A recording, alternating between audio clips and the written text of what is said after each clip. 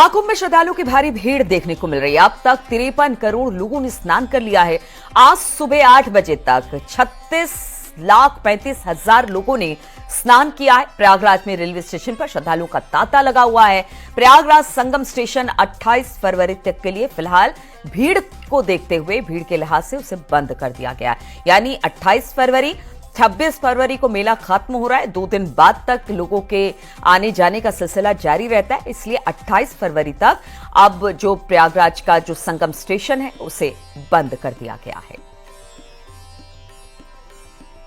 बातचीत करने के लिए महाकुंभ क्षेत्र से आलोक शुक्ला इस वक्त हमारे साथ जुड़ आए हैं।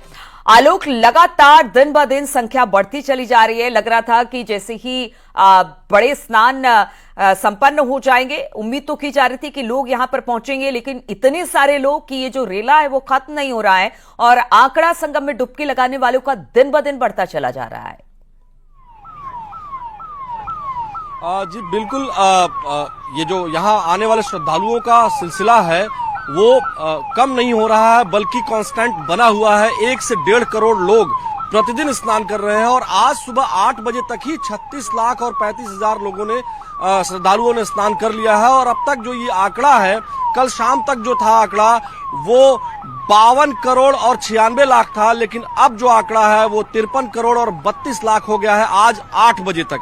यानी आज भी बड़ी संख्या में श्रद्धालु आ रहे हैं और आप देख सकती हैं कि बिल्कुल श्रद्धालुओं के आने का सिलसिला, ये तो वापसी मार्ग है। यहाँ से तो स्नान करके लोग आ रहे हैं, ये जितने लोग स्नान करके आ रहे हैं उससे कहीं ज्यादा लोग स्नान करने के लिए जा रहे हैं।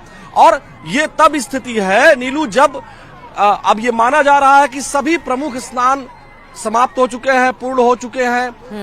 5 स्नान तो पूर्ण हो ही चुके हैं, अब एक महाशिवरात्रि का स्नान है। सभी अखाड़े जा चुके हैं, सभी जो पूज्य साधु संत हैं, चाहे वो आचार्य महामंडलेश्वर हो या महामंडलेश्वर हो या महंत श्री महंत हो, सभी नागा साधु जा चुके हैं। तमाम जो कल्पवासी 10 लाख के आसपास थे वो भी जा चुके हैं। और उसके बाद भी श्रद्धालुओं की ये भीड़ है। बहुत लोग रील देखकर ये समझकर भी आ रहे हैं नीलू कि यहाँ नागा सन्यासी मिलेंगे, यहाँ तमाम साधु संत मिलेंगे, लेकिन ऐसा नहीं है। अब तमाम जो श्रद्धालु हैं वो इस आशा में ना आए, स्नान करने के लिए तो आ सकते हैं, लेकिन तमाम जो अखाड़े हैं वो पूरी तरीके से अपने अपने गंतव्य तक सुरक्षित पहुंच चुके हैं, यहाँ से जा चुके हैं। जो नागा सन्यासी हैं वो काशी जा चुके हैं, क्योंकि महाशिवरात्रि का स्नान वो वही करते हैं। तो कुल मिलाकर लेकिन इन सब बातों के बावजूद भी श्रद्धालुओं की संख्या लगातार बनी हुई है। जी, कहाँ से आई है माता जी आप? हम लोग बेटा से। बेटा से आई हैं। हाँ। कब आई, स्नान कर लिया? हाँ, कर लिए हैं। बढ़िया है व्यवस्था? हाँ, बहुत अच्छा है। आप कहाँ से आए हैं? अलीगंज एटा से आए हैं। एटा से स्नान कर लिया आपने? हाँ। भीड़ कितनी लग रही है? खूब लग रही है। कोई दिक्कत हुई? कोई दिक्कत नहीं। आप कहाँ से आए हैं? पंजाब से। जी, पंजाब से। पंजाब से आए हैं, तो स्नान कर लिए। कब आए थे आप? कल आए थे। कोई दिक्कत समस्या? नहीं, कोई दिक्कत नहीं। आप कहाँ से आए हैं? हम गुजरात से आए हैं, वलसाड़ से। हाँ जी। इतनी भीड़ में स्नान करके आप आए हैं, कैसा अनुभव हो रहा है? हम जोधपुर से आए हैं। हमको यहाँ पे बहुत ही अच्छी सुविधा मिली, बहुत ही अच्छा प्रशासन का काम है, पुलिस वाले अपनी ड्यूटी दे रहे हैं। योगी जी की और मोदी जी को धन्यवाद देते हैं। जोधपुर से है सर। जोधपुर से आए, लेकिन सभी प्रमुख स्नान अब समाप्त हो चुके हैं। कहीं ऐसा तो नहीं कि नागा सन्यासियों को देखने आए हो आप? नहीं, नहाने ही आए हम बस। अच्छा जी। हाँ जी। जो ये स्नान तो ये जी विशेष है।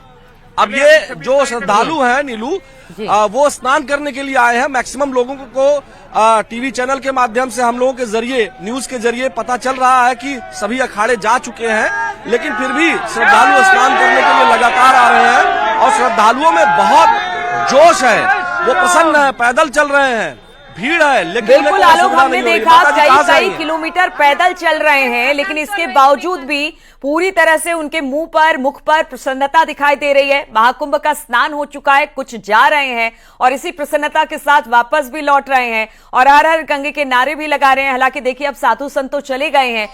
नागा साधु जो होते हैं मेला क्षेत्र में अट्रैक्शन का केंद्र होते हैं, लेकिन अब वो भी चले गए हैं आलोक। तो कोई बात नहीं, उनका तो ये है कि महास्नान है, महास्नान में हमें जाना है और हमें स्नान करना है, क्योंकि ये 144 साल बाद ये योग बनेगा, इसलिए लोग भी बेहद उत्साहित है। बहुत बहुत शुक्रिया आपका आलोक, हमारे साथ जुड़ने के लिए। और डीआईजी महाकुंभ में वैभव कृष्ण का बयान अब सामने आया है। उन्होंने बयान दिया कि अखाड़े भी मेला क्षेत्र से जा चुके हैं, सभी 10 लाख कल्पवासी जा चुके हैं, श्रद्धालु की सुरक्षा के लिए वो बिल्कुल प्रतिबद्ध है। देखिए, जो महाकुंभ में अखाड़े थे वो अखाड़े चले गए हैं, शिविर भी मैक्सिमम शिविर जो है वो चले गए हैं, और जो और भी यहाँ पे जो अखाड़ों से संबंधित शिविर थे तो वो धीरे धीरे करके सभी जा रहे हैं। लेकिन जो स्नानार्थी हैं अभी भी प्रतिदिन, आज भी जैसे रात्रि में 8 बजे तक का करीब 1.5 करोड़ लोगों ने स्नान किया, तो स्नानार्थी जो है अभी आ रहे हैं और हम लोगों की सुरक्षा जो चाक चौबंद है।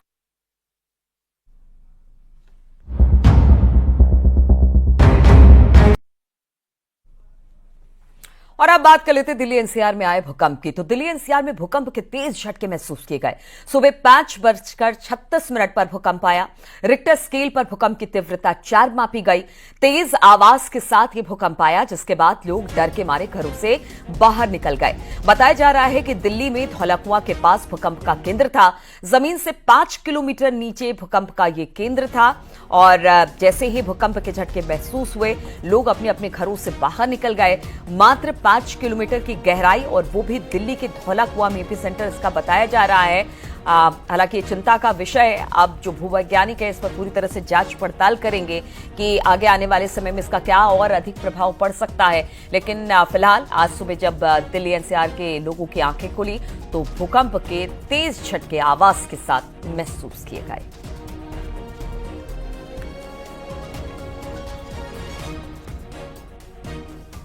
टाइमिंग तो बहुत कम थी, बट स्पीड बहुत ऐसी लगी जैसे किसी है नीचे से कोई ट्रेन निकल के जा रही है, धर धर धर धर करके हमें लगा।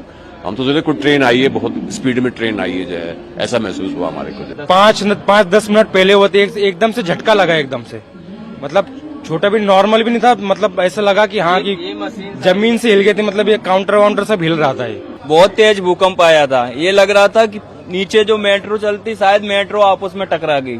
मेरे तो पैर कपने लगे थे, ये सब कपने लगा था, काउंटर भी हिलने लगा था। अगर ये रिक्टर स्केल पर तीव्रता और ज्यादा होती तो किसी को भागने तक का मौका नहीं मिलता। और दिल्ली बहुत डेंस शहर है, बहुमंजिला इमारतें हैं, यहाँ कुछ और लोग भी हैं, उन्होंने भी कहा कि थोड़ा थोड़ा तो हमें भी महसूस हुआ।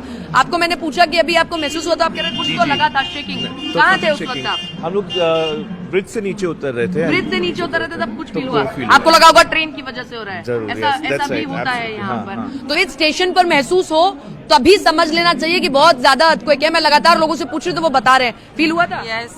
लेकिन स्टेशन पर तो ऐसा लगता है कि जैसे ट्रेन आती है तब भी ऐसा लगता है। लेकिन ऐसा ही लगा था जैसे ट्रेन आई हो। क्या महसूस हो रहा था कि कुछ बहुत तेजी से हिला था? ये हिला था काफी। आप लोग यही बैठे हुए थे? लगा होगा कि कुछ ट्रेन या किसी लेकिन ट्रेन की वजह से कभी इतना तेज नहीं आता है। ये पहली बार दिल्ली में कम ही ट्रैवल करते हैं हम ट्रेन से, तो हमने सोचा शायद ट्रेन की वजह से होगा कोई ना कोई, लेकिन काफी हैवी था, काफी तेज था। ये सब इस तरह हिला था, ऐसे कर। ये एक शेकिंग मोमेंट। और आज सुबह जब लोगों की आंख खुली तो सुबह सुबह तेज झटके दिल्ली एनसीआर में भूकंप के महसूस किए गए। बड़ी खबर आप देख रहे हैं। 5:36 पर 4 तीव्रता मापी गई है जब दिल्ली एनसीआर में तेज भूकंप के झटके महसूस हुए हैं। तो ये बड़ी खबर इस वक्त की आप देख रहे हैं। जब सुबह सुबह लोग उठते हैं अचानक से, कई लोग तो अभी सोकर उठ भी नहीं पाए हैं, अचानक से भूकंप के तेज झटके महसूस होते हैं। और रिक्टर स्केल पर 4 तीव्रता बताई गई, और एपी सेंटर भी दिल्ली बताया गया है। बहादुरगढ़ इलाका भी है दिल्ली का आसपास का, वहां पर भी भूकंप के तेज झटके महसूस हुए हैं। ये बहुत बड़ी खबर है, क्योंकि अगर दिल्ली एपी सेंटर है तो ये अपने आप में एक बहुत बड़ी बात हो जाती है। 4 तीव्रता भी एक ऐसी तीव्रता है। भूकंप के बाद प्रधानमंत्री मोदी ने भी एक्स पर पोस्ट किया। उन्होंने लिखा, दिल्ली और आसपास के इलाकों में भूकंप के झटके महसूस किए गए। सभी से शांत रहने और सुरक्षा सावधानियों का पालन करने और संभावित झटकों के प्रति सतर्क रहने का आग्रह किया जाता है।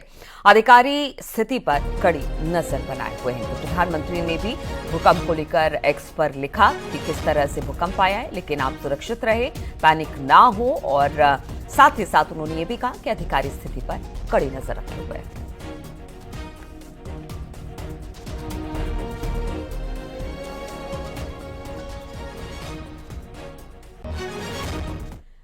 बिहार के सिवान में भी भूकंप के झटके महसूस किए गए। वहीं ओडिशा में पुरी में भी भूकंप के झटके महसूस किए गए। सिक्किम में भी भूकंप के झटके महसूस किए गए। यानी बिहार, ओडिशा और सिक्किम में भूकंप के झटके दिल्ली एनसीआर के अलावा महसूस किए गए। तो आप देखिए कि कई ऐसी जगह है, कई ऐसे राज्य हैं जहां पर भूकंप के झटके महसूस किए गए। खासतौर पर ओडिशा की बात की जाए, सिक्किम की बात की जाए, बिहार की बात की जाए, इन सब जगह पर धरती हिली है और इसका एपी सेंटर दिल्ली के धौला कुआं बताया जा रहा है।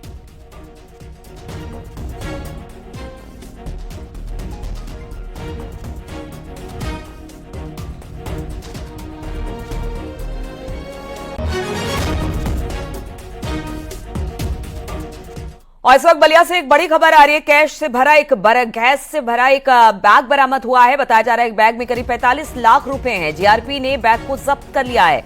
कैश ट्रेन से पटना लेकर जाने की तैयारी थी। Ballia railway station platform number 2 से इस कैश से भरे बैग को बरामद किया गया है और शायद एक की गिरफ्तारी भी इसमें हुई है, उसे हिरासत में लिया गया है। कैश से भरा एक बैग है जो कि बलिया में पकड़ा गया है। बताया जा रहा है कि बैग में 45 लाख रुपए थे। जीआरपी ने बैग को फिलहाल तो जब्त किया है। कैश ट्रेन से पटना लेकर जाने की तैयारी चल रही थी, जिस दौरान जीआरपी ने इसे पकड़ा है। Ballia railway station platform number 2 से इस पैसों से भरे बैग को बरामद किया गया है।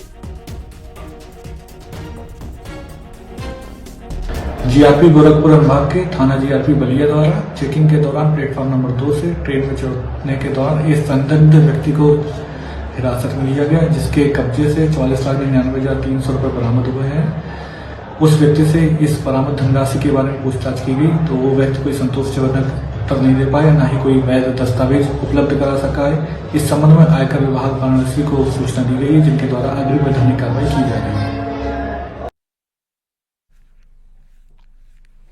बीएसपी सुप्रीमो मायावती ने अपने उत्तराधिकारी को लेकर बड़ा ऐलान आज वो कर सकती हैं।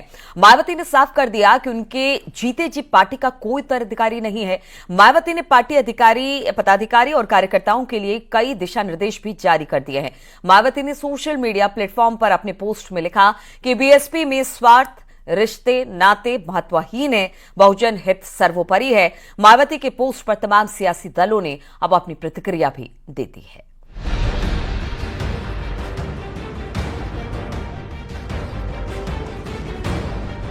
बीएसपी अध्यक्ष मायावती ने पार्टी में अपने उत्तराधिकारी को लेकर बड़ा बयान दिया। मायावती ने कहा कि मेरे जीते जी कोई भी बीएसपी का उत्तराधिकारी नहीं होगा। मायावती ने कहा कि बीएसपी में बहुजन हित सबसे ऊपर है, न कि रिश्ते नाते। बसपा सुप्रीमो मायावती ने आज ट्वीट कर अपने कार्यकर्ताओं को ही नसीहत नहीं दी, बल्कि अपने उत्तराधिकारी को लेकर भी बयान जारी किया। बसपा सुप्रीमो मायावती ने सीधे तौर पर बयान जारी करते हुए कहा कि काशीराम के आदर्शों पर चलने वाला ही उनका उत्तराधिकारी हो सकता है। पार्टी के प्रति वफादारी से काम करे। जिस तरीके से बसपा सुप्रीमो मायावती ने अपना उदाहरण देते हुए कहा और यह भी लिखा कि उनके भतीजे को भी काशीराम के आदर्शों पर चलना होगा, तभी वह उत्तराधिकारी हो सकते हैं। मायावती ने अपनी पोस्ट में लिखा कि वो कांशीराम की शिष्या और उत्तराधिकारी होने के नाते उनके बताए रास्ते पर चल रही हैं और आखिरी सांस तक हर कुर्बानी देकर संघर्ष जारी रखेंगी। वहीं कांग्रेस और समाजवादी पार्टी का कहना है कि बीएसपी अंदरूनी कलह से जूझ रही है। ऐसे में मायावती को जमीन स्तर पर बीजेपी के खिलाफ आंदोलन करके साफ करना होगा कि वो दलितों के खिलाफ लड़ाई में विपक्ष के साथ हैं।